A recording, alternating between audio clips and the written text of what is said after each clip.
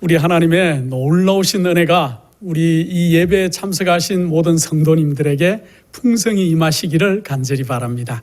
먼저 하나님의 말씀 요한계시록 13장 11절과 12절에 있는 말씀을 제가 낭독하겠습니다. 내가 보매 또 다른 짐승이 땅에서 올라오니 새끼 양같이 두 뿔이 있고 용처럼 말하더라. 저가 먼저 나온 짐승의 모든 권세를 그 앞에서 행하고 땅과 땅에 거하는 자들로 처음 짐승에게 경배하게 하니 곧 죽게 되었던 상처가 나은 자니라 그랬습니다. 우리가 살고 있는 이 시대는 짐승의 우상이 세워져 가고 있고 또 짐승의 표를 강요하기 위해서 모든 제도들과 법들이 만들어져 가고 시행되려고 하는 그러한 점에 우리가 지금 살고 있다는 것들을 우리는 너무나 잘 알고 있습니다. 그래서 요한계시록 13장에 보면은 이 짐승이 누군지 그 1절부터 10절까지에는 짐승이 누군지에 관한 정확한 그러한 내용들을 얘기하고 있는 것들을 여러분들이 너무나 익히 많이 들어서 잘 알고 있을 겁니다. 이 짐승은 머리가 몇이라고요? 머리가 7이고 뿔이 10개 나 있다 그랬습니다. 왜 머리가 7이나 될까요? 이 짐승으로 표현된 계시록 13장에 나오는 이 초반부의 짐승은 머리가 7인데 왜 7이냐 하면은 그 앞에 있던 모든 나라들의 특성을 다 조합한 그러한 나라이기 때문에 성경 다니엘서에 보면은 금신상도 나오지만은 또 짐승으로 각 나라를 그렇게 표현한 것들을 잘 알고 있죠. 그래서 사자가 나오고 또 곰이 나오고 표범이 나오고 그 다음에 무섭고 이상한 짐승이 나오는 것들을 잘 알 수 있는데 바벨론은 사자로 표현되는데 사자는 머리가 몇 개 있어요? 하나. 또 두 번째 나라는 메데 페르시아 연합국을 얘기했는데 그 나라는 곰으로 상징을 했는데 곰도 머리가 하나. 세 번째 나라인 헬라 나라는 이 알렉산더 대왕으로 유명한 그 헬라 나라는 표범으로 상징했는데 그 표범이 머리가 4개 있는 표범으로 상징을 했습니다. 그리고 마지막으로 로마를 상징하는 무섭고 이상한 짐승이 머리가 하나 있는데 그 머리에 뿔이 10개 달려 있어요. 그래서 지금까지 나온 사자, 곰, 표범, 이상한 짐승의 머리를 다 합치면 머리가 몇 개예요? 7개. 또 그 머리에 뿔이 10개가 나 있는. 그래서 성경의 예언은 어떻게 이렇게 정확한지 그 짐승이 어떻게 하겠다고요? 42달 동안 성도들을 괴롭히겠다. 그래서 그 짐승이 누군지를 조합을 해보면은 또 그 짐승은 다른 부분에 보면은 때와 법을 변개코자 하는 그러한 짐승인데 그러한 짐승을 잘 추적해 보면은 그 짐승이 법왕권임을 우리는 너무나 확실히 알고 있어요. 그런데 요한계시록 13장에는 이 짐승만 나오는 게 아니고 초반부에는 짐승의 정체가 나오고 그 후반부에는 11절부터 그 뒤로 보면은 그 짐승의 우상을 세우는 그러한 새끼 양이 또 나와요. 근데 이 새끼 양이 같은 짐승이 나오는데 그 짐승의 뿔이 몇 개가 있다고요? 이 짐승은 뿔이 2개가 있다 그랬습니다. 왜 뿔이 2개일까요? 이 짐승의 뿔이 2개인 것은 정치와 종교가 연합한 국가. 그래서 또 어디서 올라오더라? 그 짐승이 땅에서 올라오더라. 그래서 이 땅에서 올라오는 이 새끼양 같은 짐승, 우리가 잘 알고 있는 미국으로 표현된 이 새끼양 같은 짐승이 먼저 있던 계시록 13장 1절부터 10절까지 표현하고 있는 그 짐승을 위해서 우상을 만들어서 짐승의 이미지를 이렇게 드러내는 그러한 때가 있을 것임을 얘기하고 있어요. 그래서 지금은 짐승의 우상이 세워지고 모든 나라가 죽었던 상처가 나음에 그를 기이 여겨서 그를 따르는 시대에 우리가 지금 살고 있다는 것들을 우리가 명심할 필요가 있어요. 그래서 우리는 알지 못하지만 나는 느끼지 못할지 모르지만은 여러분들은 느낄지 못할지 모르지만은 짐승의 우상이 지금 세워지고 있고 우상들이 세워지고 있는 때 우리가 살고 있는 것들을 기억해야 될 것이고 우리가 시대의 징조들을 잘 분별해야 될 때가 있다면은 지금이 아닐까 그런 생각을 하고 있습니다. 옛날에도 성경에는 이러한 짐승의 우상 지금 세워지고 있는 짐승의 우상은 아니었지만은 우상이 세워지는 그러한 때가 있었던 것을 우리는 다니엘서에 보면 잘 나와 있어요. 그래서 하나님께서 다니엘서를 우리에게 주신 이유는 이 시대의 징조들을 알아라. 또 하나님께서 이 모든 역사를 주관하고 있다는 것들을 우리에게 알려주시는 놀라운 그러한 영감의 책인데, 거기에 보면은 다니엘서 2장에 느부갓네살 왕에게 꿈을 꾸게 하고 신상에 대한 그러한 놀라운 것들을 보여줬어요. 그 신상에 대한 놀라운 것들을 보여준 이유가 다니엘서 2장 44절에 나와요.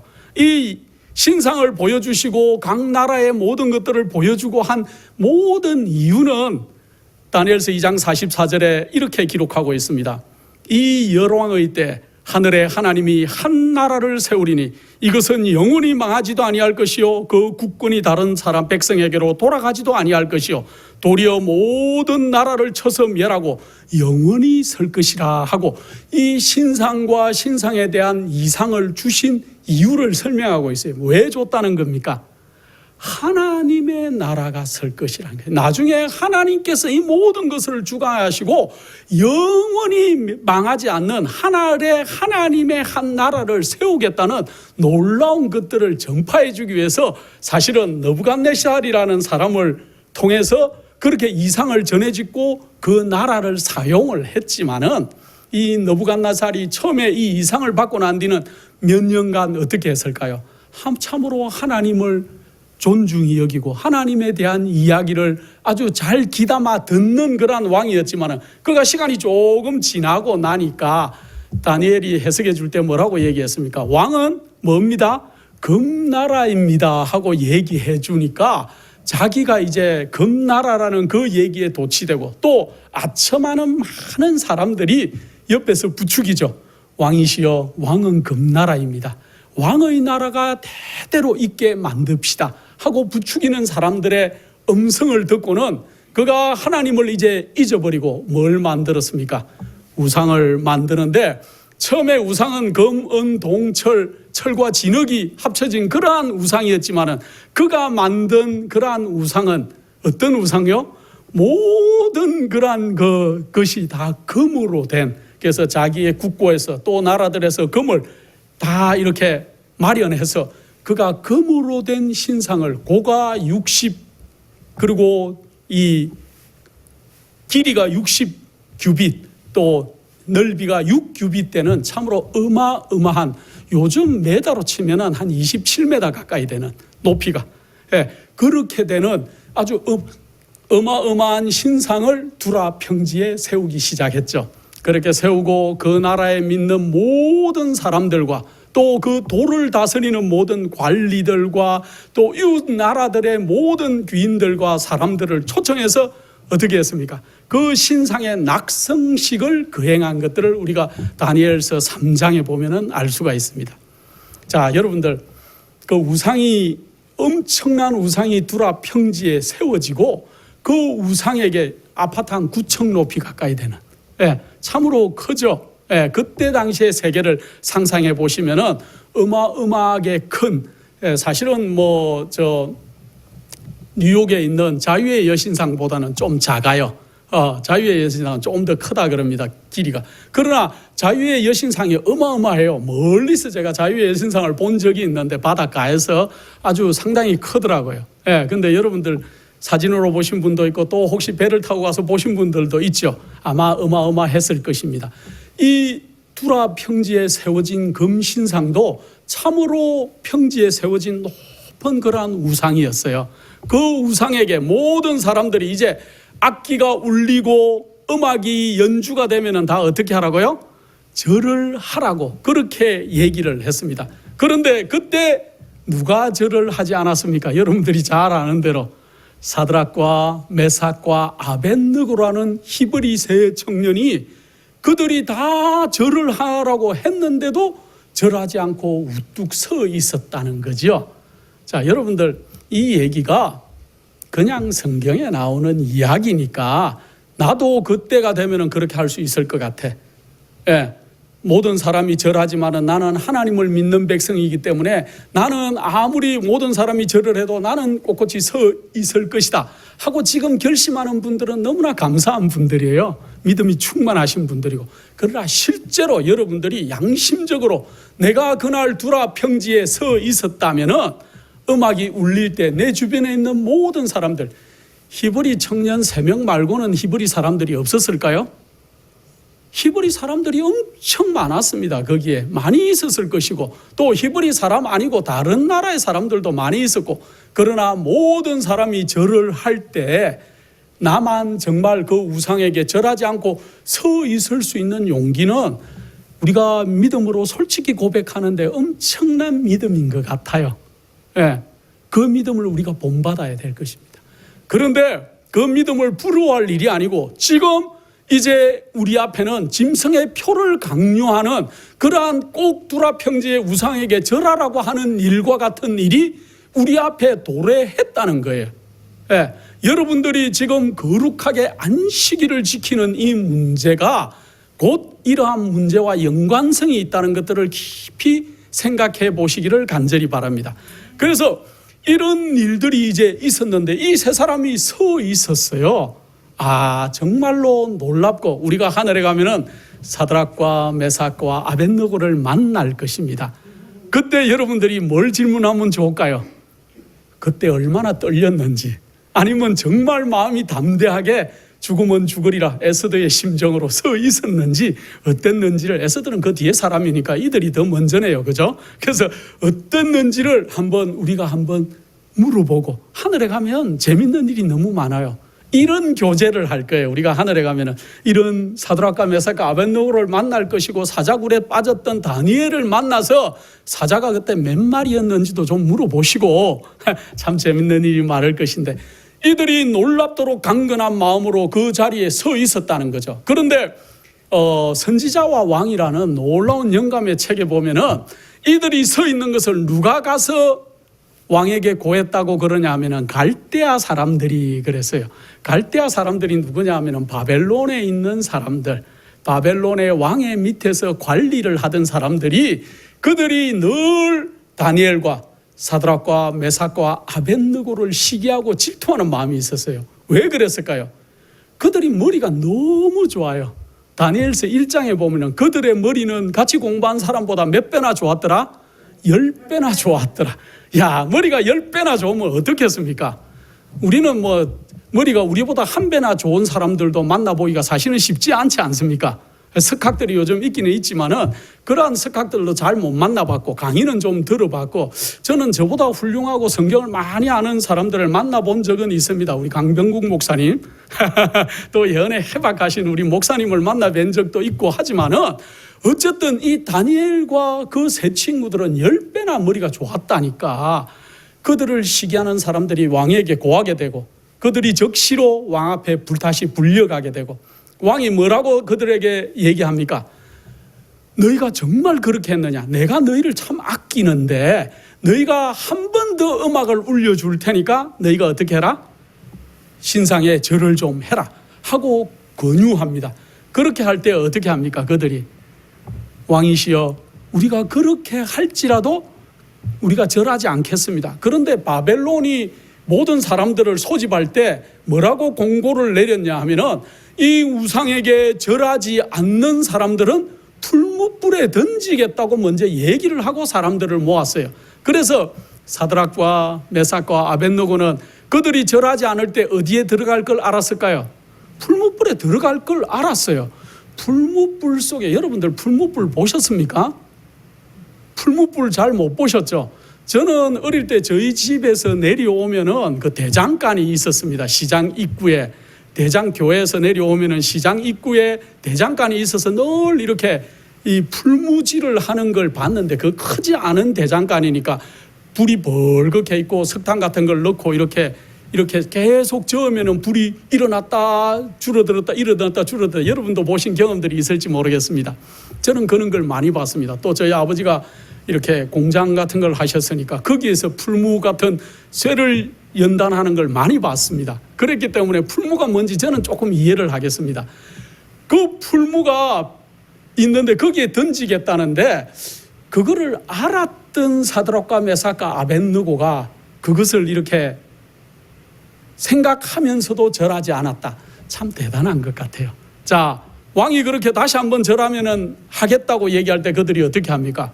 왕이시여, 우리가 그렇게 하지 않으실 것이고 우리가 믿는 하나님께서 우리를 거기서도 건지실 것이고 왕에게서도 우리를 건지실 것입니다. 예, 그런데 그들이 더 놀라운 대답을 하죠.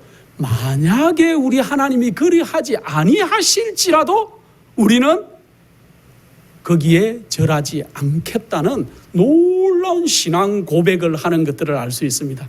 성경이 기록된 이유는 이 모든 성경은 바르게 함과 의로 교육하기에 유익하기도 하지만은 우리 말세를 만난 우리들에게 뭐로 삼으시겠다? 경계로 삼으시겠다 그랬습니다.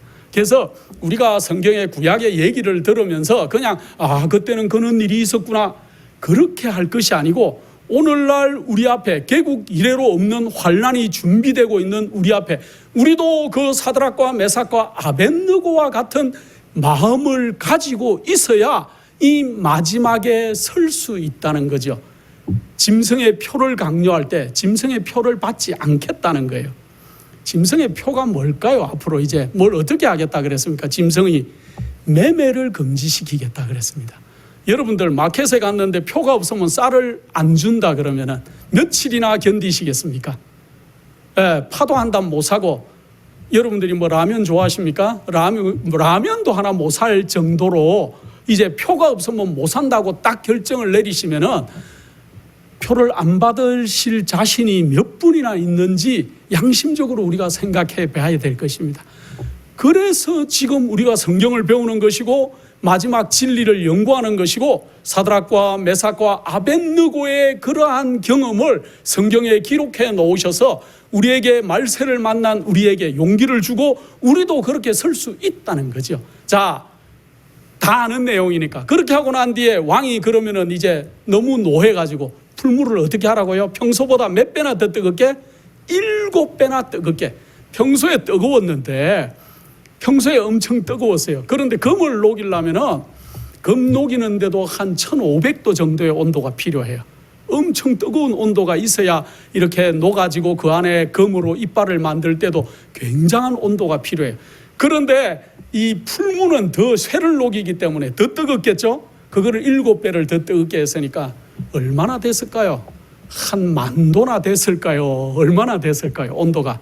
보통 기계 속에 이 도자기를 구울 때도 뭐 제가 도자기는 안 구워봤습니다만은 이게 한 2,000도 600도, 700도, 800도 그 이상 올라가야 뭐가 되는 걸 제가 알고 있고 저희가 이빨을 만들 때 이렇게 한 1600도 정도에서 녹이는 것들을 제가 많이 해봤기 때문에 그런 것들을 알 수 있어요. 그런데 이게 7배나 풀무를 뜨겁게 하면은 정말 뜨겁겠죠. 근데 그들을 7배나 뜨거운 곳에 사드락과 메삭과 아벳느고를 그들의 병사들을 여러 명을 시켜서 그들에게 족쇄를 채우고 그들을 옷을 입은 그 상태로 풀무에 던졌어요. 그런데 풀무에 던질 때 어떻게 성경에 뭐라고 나와 있습니까? 풀무에 던진 세 사람은 잠시 두고 풀무에 던진 사람들이 그 불이 너무 뜨거워서 어떻게 했더라? 다 죽었다 그랬습니다. 군사들이 풀무 근처도 안 갔는데 집어넣은 사람들은 너무 뜨거워서 다 몸이 상했고 그들은 풀무 속에 들어갔으니까 당연히 그들이 없어져서 사루어졌을 줄 그렇게 알았을 것입니다. 그런데 잠시 눈을 돌려서 보니까 어떻게 했다고요? 왕이 다른 얘기를 좀 하다가 풀무를 다시 쳐다보니까 왕의 눈빛이 얼굴빛이 아주 이상해졌다는 걸 영감의 글에는 적고 있어요. 그래서 왜 그런가 봤더니만 우리가 분명히 풀무에 던진 사람이 몇 사람이었다? 3사람이 아니었느냐. 그런데 지금 풀무에 돌아다니는 사람이 몇 명이라고요? 4사람이 돌아다니고 있어요. 너무 놀래가지고 그들이 풀무 속을 쳐다보는데 4사람이 풀무 속에 이렇게 걸어다니고 있어요. 그런데 그 한 사람은 4번째 사람의 모양은 누구와 같다? 신들의 아들과 같다고 왕이 자기가 고백을 하고 있어요. 어떻게 자기가 신들의 아들인 줄 알았을까요? 4번째 사람이. 느부갓네살 왕이 어떻게 불무 속에 돌아다니고 있는 네 번째 사람이 한 세 사람은 사드락과 메삭과 아벳느고가 맞는데 네 번째 사람은 왜 신들의 아들 같았다고 얘기했을까요? 영감의 벌에 보면 이렇게 얘기해 놨습니다. 이교의 왕이 어떻게 그분이 하나님의 아들인 줄을 알았을까? 바벨론에서 중임을 맡은 히브리 포로들은 그에게 그들의 생애와 품성을 통해 진리를 나타냈다. 그들은 저희가 믿는 유에 대하여 질문을 받을 때 지체 없이 설명했다. 분명하고 단순하게 의의 원칙들을 제시하였고 이리하여 저희 주위에 있는 사람들에게 저희가 섬기는 하나님을 가르쳤다. 그들이 오실 구주이신 그리스도에 대해 말해 주었으므로 불 가운데 있는 넷째의 모습을 보고 왕은 그가 하나님의 아들이심을 알아보았다 그랬습니다. 참 놀라운 영감의 글 아닙니까? 그들은 그들의 생애 사는 모습과 그들의 품성으로 그들이 기에 있을 때마다 당신은 어떻게 그렇게 예모 있게 사십니까? 할 때 기에만 있으면 뭐라고 얘기했다고요? 하늘의 하나님과 예수 그리스도에 대해서 증거했다 그럽니다. 또 당신은 어떻게 그 직무를 이렇게 잘 합니까? 하고 얘기할 때 뭐라고 얘기했을까요? 네, 저의 지혜는 누구에서 온 것이다? 하늘에서 온 것이다 하고 하나님을 또 소개하고 또 그들이 사는 깨끗한 모습, 그들이 늘 찡그리고 다녔을까요? 맨날 웃고 다녔을 거예요. 그들이 웃는 모습을 통해서도 당신은 왜 그렇게 행복합니까? 그렇게 할 때 뭐라고 얘기했을까요? 아, 제가 믿는 그 하나님 예수 그리스도는 이렇게 좋은 분입니다 하고 얘기했을 거예요. 제가 이번에 그 한국에 집회를 갔다가 어떤 한 어린 아이를 만났는데 7살 이름이 태강이에요.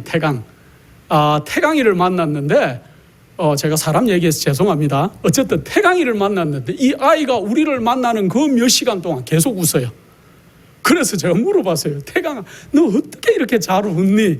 예, 그렇게 얘기를 했더니만 그 어머니와 그 할머니가 하는 말이 얘는 하루 종일 웃는데요.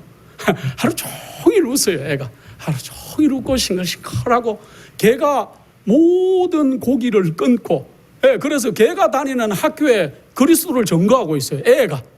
이게 사드락과 메삭과 아벳느고의 생활 같지 않습니까? 우리도 그리스도인은 좀 즐거워야 돼요. 그리스도인이 짜증스러운 얼굴을 하고 있고 근심걱정이 꽉 쌓여 있고 교회 왔는데도 근심이 있는지가 눈에 보여요. 아이고 저분이 일주일 동안 무슨 저런 큰 고민을 했을까? 이러면 안 돼요. 그러면 그리스도를 잘못 나타내는 거예요.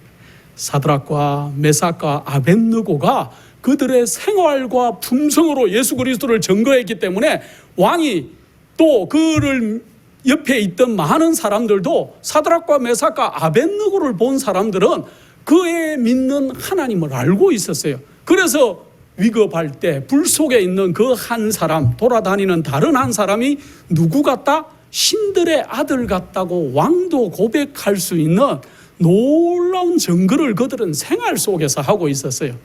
그러나 하나님은 더 놀랍도록 이렇게 그들을 인도하시는데 그들은 불이 탔는데 이제 다니엘 3장 27절에 이렇게 해놨어요. 방백과 수령과 도백과 왕의 모사들이 모여 이 사람들을 본즉 불이 능히 그 몸을 해하지 못하였고 머리 털도 거슬리지 아니하였고 고이빛도 변하지 아니하였고 불탄 냄새도 없었다.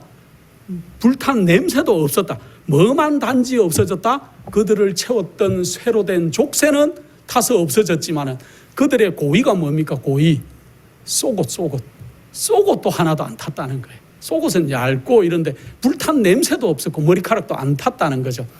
하나님께서 놀랍도록 그렇게 그들을 보호하셨어요. 예. 그래서 이제 너무 놀란 그러한 그 왕이 사실은 그날의 주인공이 누구여야 됩니까? 그날 모든 나라들과 모든 행사들과 모든 사람들을 모았는 행사의 주인공이 누가 되어야 돼요?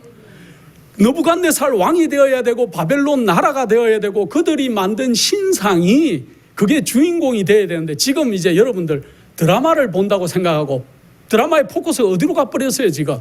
모든 사람들의 포커스가 사드락과 메삭과 아벳느고에게 포커스가 갔고 불 속에서 다시 다니든 같이 다니든 하나님의 아들 같은 신들의 아들 같은 예수 그리스도께로 포커스가 완전히 반전이 일어난 거죠. 하나님께서는 놀라운 하나님입니다. 그래서 이제 왕은 참으로 두려움에 떨면서 이렇게 고백해요.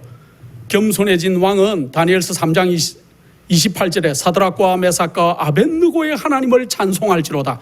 그가 그 사자를 보내사 자기를 의뢰하고 그 몸을 버려서 왕의 명을 거역하고 하나님 밖에는 다른 신을 섬기지 아니하며 그에게 절하지도 아니한 종들을 구원하셨도다 하고 그가 고백할 수밖에 없었습니다. 자, 그런데 그날 이제 29절에 보면 또 이렇게 계속 얘기해요. 백성과 각 나라와 각 방언하는 자가 무릇 사드락과 메삭과 아벳느고의 하나님께 설만이 말하거든 그 몸을 쪼개고 그 집을 걸음토로 삼으라는 조서를 내리게 했어요. 그런데 이 조서를 이렇게 내리게 한 이유가 있어요. 그 이유는 이같이 사람을 구원할 다른 신이 없음이니라 하고 그 왕이 고백을 해요. 느부갓네살이 처음 이제 신상에 이상을 줬을 때 그가 하나님을 경외하는 마음을 가졌지만은 또 좀 시간이 지나니까 어떻게 해요? 마음이 싹 풀어져서 꼭 여러분 같지 않습니까? 저나 여러분 같이 참 잘 믿겠다고 결심하다가 시간이 좀 지나면 어떻게 돼요? 마음이 해이해지고 여러분들의 사업이 잘 되거나 뭐가 집에 쌀이 거득하고 먹을 게 양식이 거득해지고 은행 뱅크가 든든해지면 뭘 계획하십니까? 여행을 좀 해볼까? 뭘 맛있는 걸 해볼까? 이런 계획하지 않으십니까? 그런 마음, 허물어지는 마음에서 그가 다시 사드락과 메삭과 아벳느고의 사건을 보면서 다시 정신을 번쩍 차리는 그러한 일들이 있었어요. 그 이유는 이같이 사람을 구원할 다른 신이 없다고 하나님께 하나님의 능력과 권세의 영광을 돌리는 말을 자기가 스스로 간증할 수밖에 없는 놀라운 상황을 하나님께서 만드셨습니다. 그래서 선지자와 왕이라는 놀라운 책에 하나님께서는 당신께 경의를 나타내고 충성하겠다는 군주의 고백을 바벨론 온 영토에 널리 알리려고 하는 왕의 노력을 보시고 기뻐하셨다 그랬습니다. 하나님께서는 참 반전에 능하세요. 반전이라는 거 많이 있죠. 우리가 이렇게 될 줄 알았는데 하나님은 그걸 이용하세요. 하나님께서는 성경 곳곳에 그러한 반전을 심어두셨는데 다니엘 6장에 가면은 다니엘이 사자굴에 빠졌을 때도 사자굴에 빠져서 다 이상해질 줄 알았는데 사자굴에서 건지시고 또 다리오 왕이 전국에 이제 그 나라는 바벨론 나라가 아니고 메데 페르시아로 바뀌고 난 때에도 하나님께서는 다시 메데 페르시아의 온 나라에 조서를 내리게 되는 놀라운 일을 다시 하는 것들을 우리가 성경에서 볼 수가 있습니다. 그러나 하나님께서 이 느부갓네살이 이렇게 설만이 여기거든 그 몸을 쪼개고 걸음터로 삼겠다고 한 그 얘기는 기뻐하지 않으셨다 그랬어요. 어느 누구도 이 땅에서 하나님을 믿는 것을 강요할 수는 없다 그랬습니다. 하나님께서는 절겨드리는 순종을 받으시지 누군가가 압제에 의해서 강요에 의해서 법령에 의해서 하나님을 믿고 순종하도록 하는 것은 원치 않으신다 그랬습니다. 하나님께서는 결코 인간의 순종을 강요하지 않으신다. 하나님께서는 모든 사람들이 저희가 섬길 자를 택하도록 놔두신다 그랬어요. 그래서 왜 많은 사람들이 왜 에덴 동산의 선악과를 왜 만들었습니까? 그걸 없애버렸으면은 우리가 이렇게 고생하지도 않았을 것을요 하지만은 하나님께서 우리 인간에게 자유 선택의 의지를 주신 것만큼 참으로 아름답고 놀라우신 일은 없다는 것들을 우리가 깨달아서 인생들은 이 땅에 태어나서 열심히 먹고 열심히 여행하고 돈 벌고 자식들을 교육시키는 게 우리의 인생의 목적이 아니고 더더머 하나님을 발견하고 하나님의 뜻을 위해서 내가 무슨 삶을 살 건지를 고민해야 되는 것이 우리 인생의 목적이 아닐까 그런 생각을 합니다. 이사야 43장 2절에 아주 놀라운 말씀이 있습니다. 내가 물 가운데로 지날 때에도 내가 함께 할 것이라. 강을 건널 때 물이 너를 침몰치 못할 것이며 내가 불 가운데로 행할 때 타지도 아니할 것이요 불꽃이 너를 사르지도 못하리라 하고 이사야 43장 2절에 참으로 놀라운 얘기를 해주셨는데 이 얘기가 문자 그대로 사드락과 메삭과 아벳느고 때 이루어졌다는 거죠. 앞으로 우리에게도 그런 일이 있을 것이라는 것을 인해서 우리가 하나님을 감사하면서 섬겨야 될 것입니다. 그런데 저는 이사야 43장 2절도 참 좋지만은 1절이 너무 좋아요. 1절에 이렇게 말씀하십니다. 야곱아, 너를 창조하신 여호와께서 이제 말씀하시느니라. 이스라엘아, 너를 조성하신 자가 이제 말씀하시느니라. 너는 두려워 말라. 내가 너를 구속하였고 내가 너를 지명하여 불렀나니 너는 내 것이라. 여러분들의 이름을 이 앞에 한번 다 입력하고 야곱아 하지 말고 여러분들의 이름을 넣어가지고 너를 창조하신 여호와께서 이제 말씀하신다. 너를 조성하신 자가 이제 말씀하신다. 너는 두려워 말라. 내가 너를 구속하였고 내가 너를 지명하여 불렀나니 너는 내 것이다. 이 말씀을 믿고 의뢰하는 백성들은 분명히 승리할 것입니다. 하나님께서 복음을 전파하시는 그러한 놀라운 방법은 참으로 놀라울 정도로 우리에게 아름답게 나타나는데, 사실은 사드락과 메삭과 아벳느고의 사건은 안 일어나도 됐어요. 또 다니엘이 사자굴에 빠지는 일도 안 일어났으면 됐고, 또 이스라엘 온 유대 족속이 바벨론으로 끌려가는 일도 안 일어날 수 있었어요. 그런데 하나님께서는 그 먼저 이스라엘이라는 나라를 지정학적으로 세계 중심에 두시고 온 곳에 복음이 전해지도록 하셨는데, 때와 때를 따라서 하나님께서 놀라운 일들을 이루어 주시고 복음이 전파되도록 하셨는데, 우리 인간들의 실수로, 여러분들 그 히스기야 왕이라는 왕을 기억하십니까? 그 히스기야 왕이 병이 들었어요. 그럴 때 하나님께서 어떻게 하십니까? 그의 기도를 들으시고 태양을 10도 뒤로 가게 해주시면서 놀랍도록 병을 치료해 주시고 더 살게 해 주셨어요. 그럴 때 태양이 10도 뒤로 갔기 때문에 온 그 유대 나라만 태양이 뒤로 간 게 아니고 온 세상의 태양이 거꾸로 10도를 갔기 때문에 바벨론이라는 그 먼 곳에서 사신들이 와서 하나님을, 이 포로로 잡혀가지 않고도 하나님을 전파할 수 있는 기회가 있었어요. 그때 히스기야 왕이 하나님을 전파해야 될 시간에 하나님을 전파하지 않음으로 말미암아 그 후손들이 70년 동안 바벨론의 포로로 잡혀간 역사가 오늘 저희가 지금 연구하고 있는 사드락과 메삭과 아벳느고의 역사들이에요. 그래서 하나님이 여러분과 저를 쓰셔서 하나님의 복음 전파하는 데 여러분을 활용하고 싶어도 우리가 우리의 것들을 나타내면은 하나님의 복음이 전파가 안 돼요. 여러분들의 생활 속에 늘 짜증스럽고 또 불만족스럽고 그런 그리스도인을 보고 어느 누가 그들이 믿는 하나님을 믿겠다고 고백하겠습니까?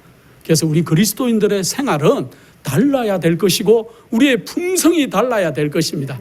그래서 마지막에 심판이 있다 그랬는데 그 심판은 품성 검사라는 것들을 우리가 명심할 필요가 있어요.